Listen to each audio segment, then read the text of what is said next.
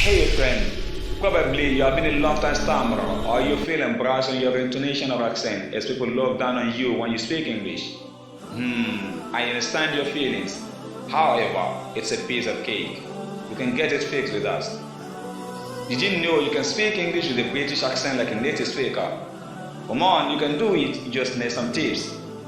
Like UB wanna help you out by teaching you online some tips of getting the British accent or what is close to that within just 1 month. Wow, isn't this amazing? Now listen to the benefits. It makes you understand native speakers, makes native speakers understand you, makes you a confident speaker, makes you stand out among your peers, and widens the job opportunities. With you again is AL-AYYÜBY. I welcome you all to today's sacred class. Today we shall be taking a look at the use of am as a verb.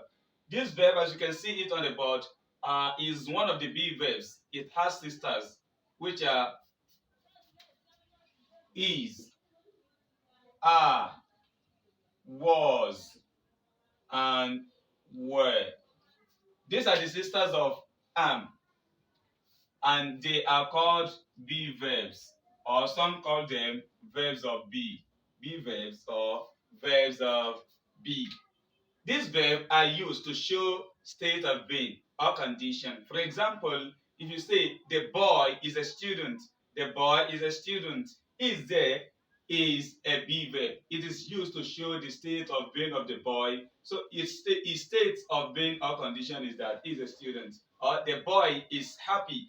The state of being of the person or his condition is that he is happy. That's a be verb. So all other be verbs are used. For example, you can have they are happy. They are happy. This is a be verb. You can say that this is a verb and this is a subject. Hence, this sentence can be said to be grammatically correct and complete. Why? Because it has already fulfilled the presence of a subject and a verb. Unlike when you are speaking or writing and you say, I'm coming, as most people do say, they will say, I'm coming. I'm coming. In this sentence, now we have a verb, but there is no subject yet, which is impossible. Just like a human being without a head. Is it possible? The person is not complete. So he is not a human being because it is impossible for such a person to be walking around in the city. So you will be running away from him. Now, when you have this kind of subject or sentence, that means we need to be running away from this kind of sentence because it's like a human being without a head. That is mysterious. Now, so when you now look at this, you see that it is incomplete and ungrammatical. How do you now use it? There is a slot here, the slot of the subject. You have not brought your subject. You need it. Therefore, if you see any sentence like this, you know that it is ungrammatical. Ungrammatical. So to correct it grammatically, you need to insert a subject here. And this is peculiar. You know, these are the be verbs. But this is peculiar and specially used for the first person singular personal pronoun I. First person singular personal pronoun I. That's what we use it for. I am coming. You can only use this as a be verb when the subject is I. You now see I am coming. I am coming. I am coming. Then the sentence is complete and correct grammatical. That is point number one. There is another thing you need to take note of with regard to the use of this am.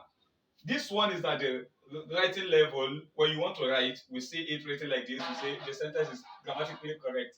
But when you are speaking, you know, we speak casually. So our speaking, our pronunciations, our mode of speaking usually will be faster than how we can imagine. So as a result of that, we do contract.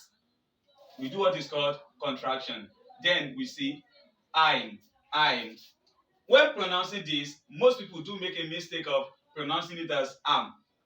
If you pronounce it like this, that means at the pronunciation level, you have made the error of using am alone without a subject. So if you say am, you are wrong. Am, is wrong. But how do you pronounce it correctly? You say I'm. It's the diphthong. I, then I'm. So if you want to say I am coming in a casual speech, you say I'm coming, I'm coming, I'm coming. I'm on my way, not I am on my way, and not I'm on my way. So thank you for watching. Have a nice day.